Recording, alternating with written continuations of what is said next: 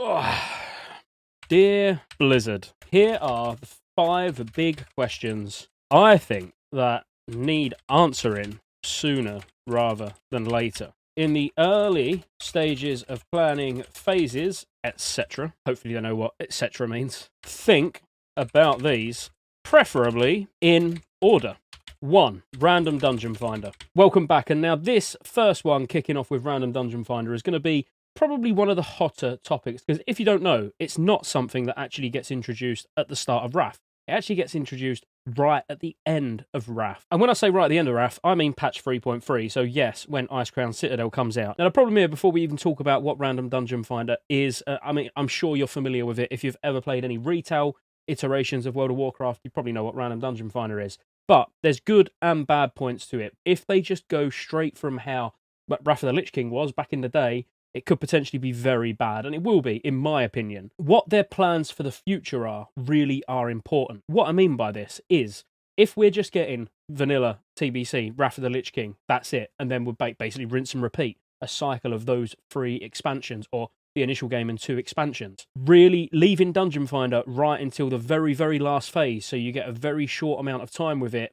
probably not the best thing to do. But as I said, in patch 3.3 it got introduced, and the main problem with it, what people don't like, is the fact that it's cross-realm. So the Dungeon Finder is now available, providing players with quick and easy access to 5-player parties. The feature connects all realms within a battle group using an advanced matchmaking system, making it easier for players of all levels to find a dungeon group. In addition, players can reap the additional reward through the Dungeon Finder by choosing the random option, which is available to both pick up and preform groups. Now, I'll just show you exactly how this looks anyway. You basically just tick tank, healer, DPS. If you can do multiple of those roles due to dual spec, or maybe you play a particular spec that can fill 2 of those roles comfortably anyway, then you can queue for multiple roles, hopefully increasing how quick that you actually get into a queue. Now, cross-realm is probably the worst thing they could do. I think keeping it realm only, because most of the complaints for Random Dungeon Finder come from the fact that your name, everything that you know, the reputation that you've built on the server, all of a sudden means nothing, because you're queuing with people you don't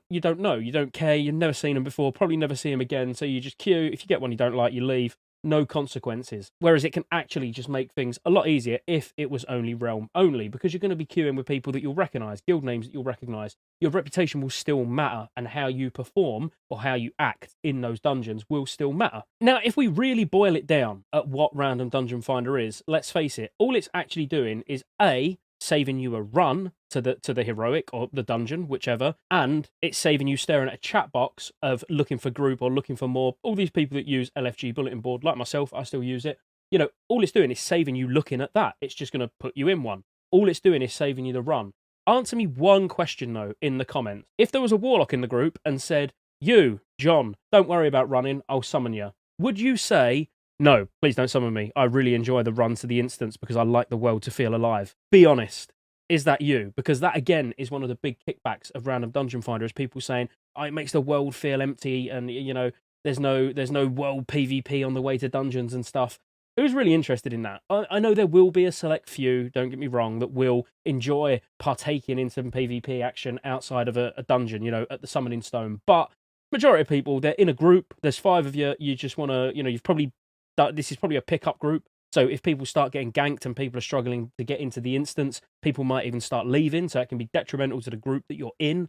That's not going to happen anymore. You're just going to get straight into the instance. As I say, I like Random Dungeon Finder, and I truly believe that it should be in from the start, because depending on the direction that Blizzard decide to go in terms of where are we after Wrath of the Lich King, bringing it in at ICC could be far too late. The dungeons, the heroics, are being run at the start. They're when they're most important. Yes, throughout the journey of Wrath of the Lich King, you are going to get dungeons added that you will do.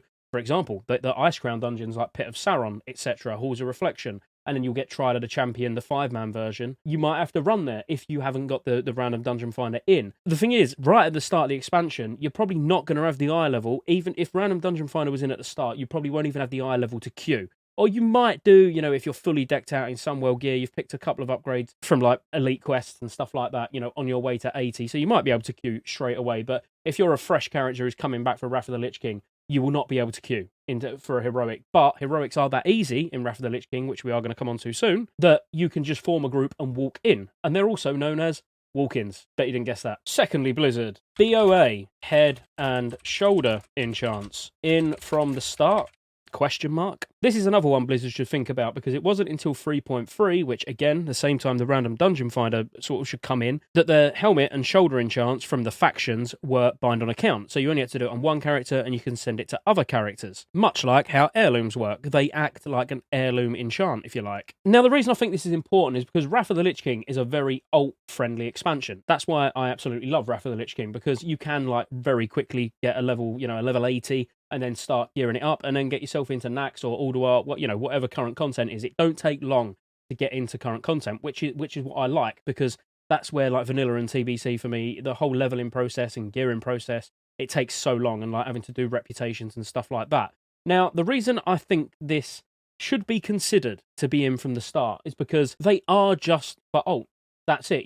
There's really no massive reason to have to do the reputations on every single character, because you probably will. You'll do the 4, so Wormrest, Kirintor, Knights of the Eben Blade, and Argent Crusade. Odds are on every single alt, you'll probably get at least 3 of those exalted, because they give good, like entry-level epic items. So you're probably going to do them anyway. So getting your head enchant, which will come from one of those 4, if you don't know which one, check my video out about reputations. I'll put a link in the description below. Get into Revered with one of those to get your head enchant. It isn't a big deal. You're going to do it.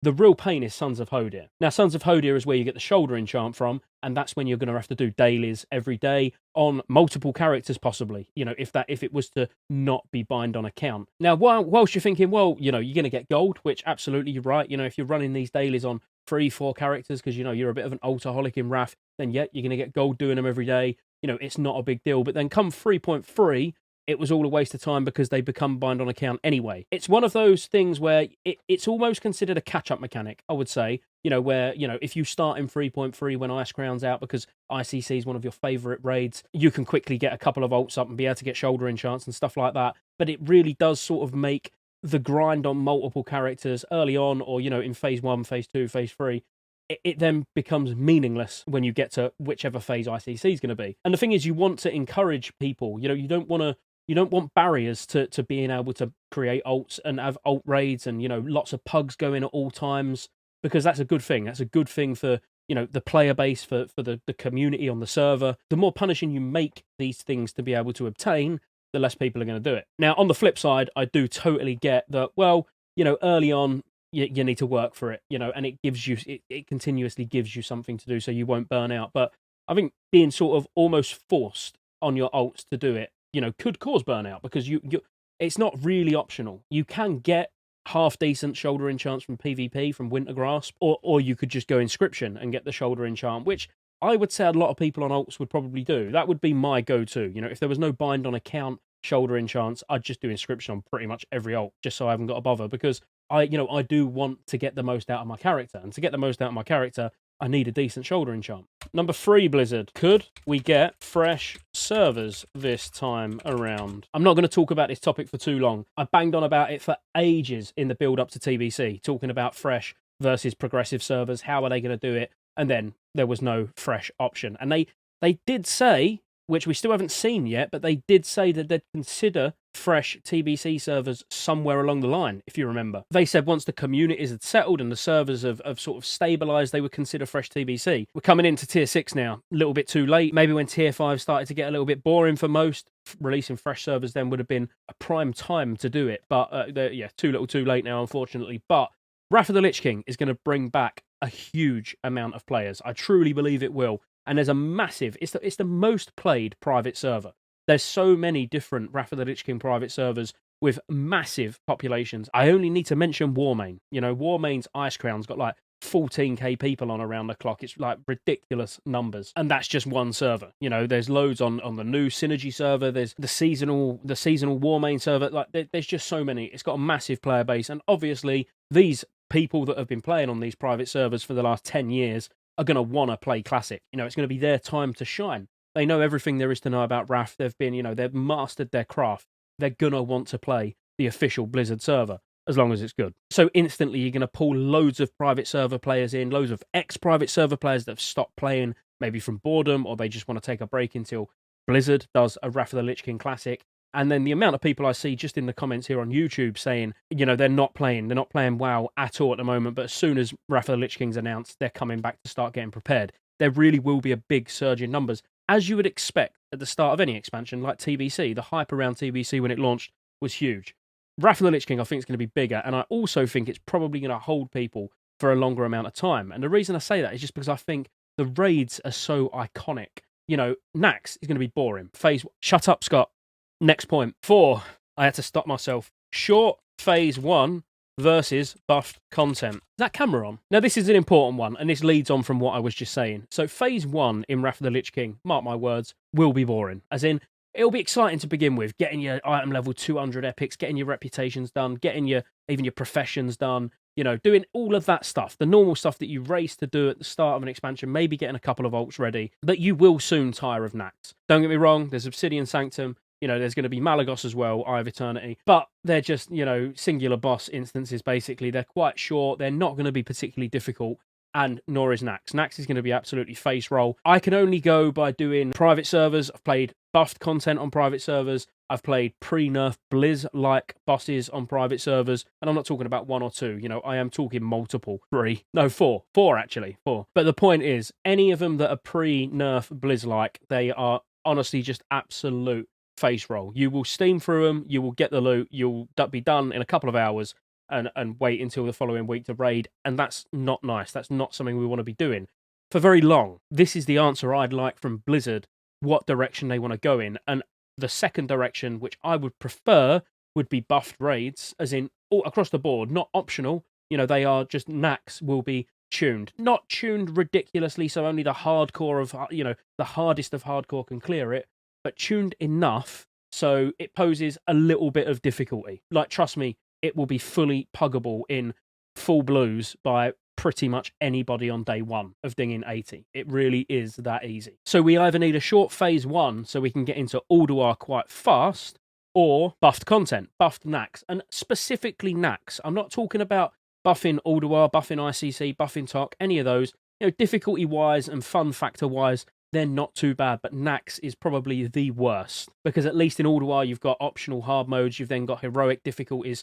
you know, in TOC, and heroic difficulties in ICC, so, you know, they have got that step up in difficulty if you want to do it. It's just Nax, which will be so boring and so easy without some tweaks, that I think we could see quite a quick drop-off. We basically need to know when phase 2 is, when the game launches. You know, when phase 1 launches, well, when Wrath of the Lich King launches, they need to say, right, you know, let's say it launches in November. They need to say January, middle of January, Ulduar's launching. So we know, oh, we've only got to get through a couple of months. You know, I'll do a couple of ults, I'll do this, I'll do that. But knowing when it's going to be would be very important. Keeping us hanging around, just dragging out Nax because they're trying to get Ulduar tested and things like that, not going to be good. The thing that worries me, which I think I was about to get onto a second ago and then just brushed over it, is how they've treated Black Temple. You know, they're more or less just going from how it was back in the day. It didn't go through major changes throughout the patches like SSC and TK did. So they're more or less leaving it as is. It don't look like, as of the time of recording this video,